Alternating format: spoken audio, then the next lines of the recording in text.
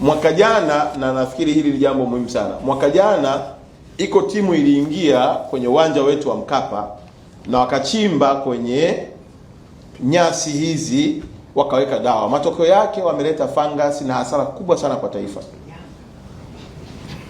Imekuwa ni hasara kubwa na taifa limeingia gharama kubwa kwa sababu tu ya ushirikina uliofanyika kwenye ule uwanja. Kwa hiyo mimi ningeomba mambo matatu muhimu kwa timu zetu zote. Moja, tufanye mazoezi, tujiandae, lakini la pili tuwe na wachezaji wenye vipaji.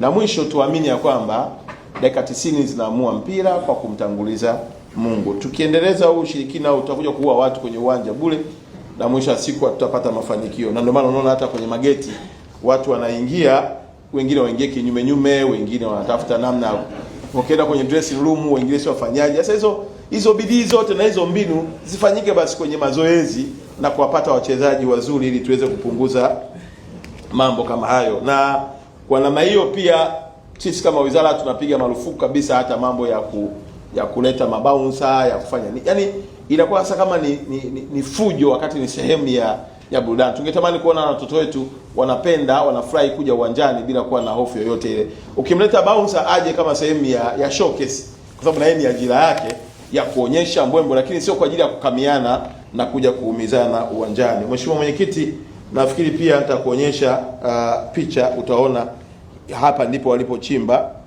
na matokeo yake sasa ugonjwa ukaanza kuingia. Sasa sijajua ni timu gani, lakini unaona sasa haya yote haya na asili kwa kiwango kikubwa sana.